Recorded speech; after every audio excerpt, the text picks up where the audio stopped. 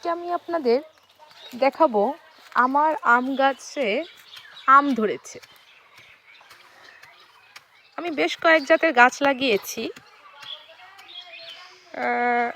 তার মধ্যে আমার যে ম্যাঙ্গো গাছটা মানে ম্যাঙ্গো ব্যানানা ওটাই আম ধরেছে।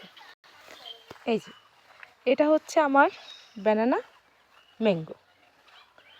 আসলে গাছটা অনেকগুলো মুকুল হয়েছিল, বাট আমার হাজব্যান্ড সেই মুকুলগুলো ভেঙে দিয়েছে, কারণ গাছটার বয়স অনেক অল্প, তো বেশি হলে গাছটাই মরে যেতে পারে। তারপরেও আমরা শখ করে একটা গাছে একটা আম রেখে দিয়েছি। দেখেন আমটা কত বড় হয়েছে। আশা করা হচ্ছে সামনের বার এর থেকে বেশি ফলন আমরা পাবো।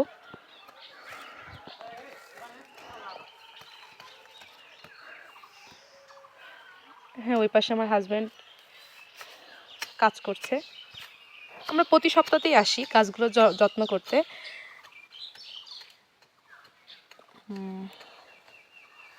গাছে পানি দেওয়া, সার দেওয়া, স্প্রে করা।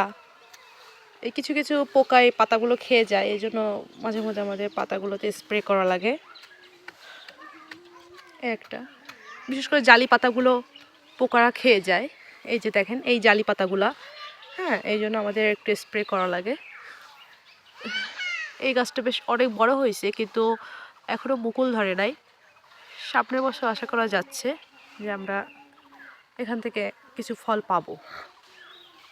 সামনে আরও একটা গাছ আছে, আম গাছ।